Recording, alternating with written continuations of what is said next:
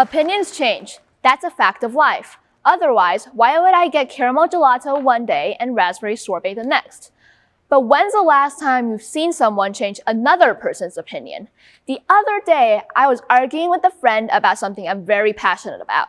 I was factually correct. However, the person just would not listen.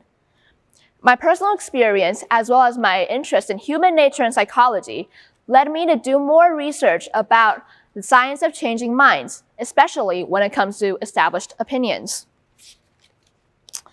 Most people believe that the best way to change another person's mind is through rational arguments based on facts. This is also what schools have taught us all of our lives. I want you to take that line of thinking and throw it out a metaphorical window. Actually, it's extremely difficult to change anybody's minds due to a host of reasons. One of them is cognitive dissonance, or the mental discomfort that occurs when beliefs don't match up. Cognitive dissonance can cause people to actually dig in their heels on their opinions instead of reevaluating and choosing which belief to adopt according to which seems more factual, according to Jane Leonard, a licensed psychotherapist. In other cases of cognitive dissonance, it may also cause people to warp reality in their minds so that they can believe that the conflict does not exist in the first place. Another reason why minds are so hard to change is simply that the human brain is incredibly stubborn. In the 1970s, Stanford University conducted a study led by Dr. Thomas R. Schultz, where they gave, trigger warning for some mentions of suicide, 2 groups of students suicide notes, some of which have been written by people who had actually taken their life, rest in peace, and some written by people who hadn't. They told one group of students that they had done remarkably well at assessing the validity of these notes, about 24 out of 25. They told the other group of students that they had only gotten about 10 out of 25 correct. In the second phase, the researchers revealed a deception.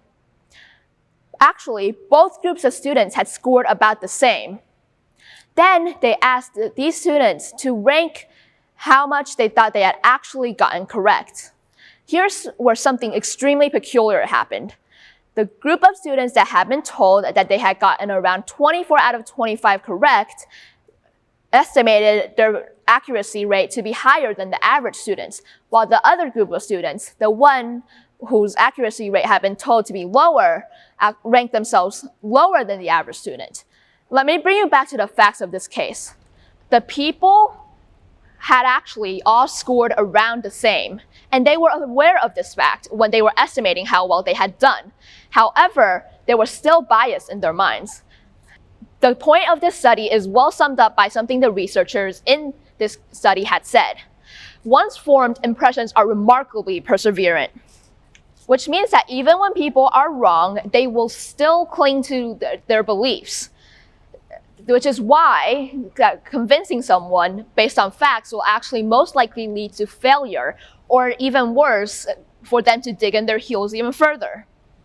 This phenomenon is called confirmation bias, which is when people only accept information that supports their stance and rejects all information that they believe disproves their opinions, which basically concludes to spouting facts will get you nowhere in an argument.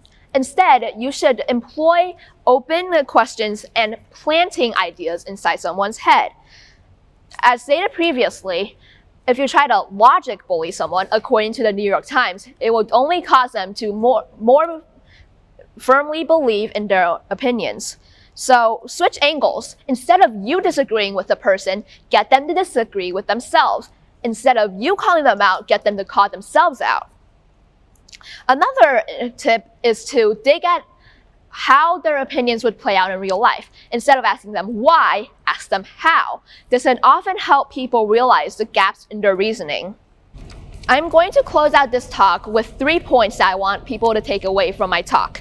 1, the brain is irrational despite what we might like to believe. 2, facts aren't useful when you're trying to persuade someone.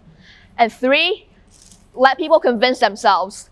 Don't do their work for them. Thank you for coming to my TED Talk.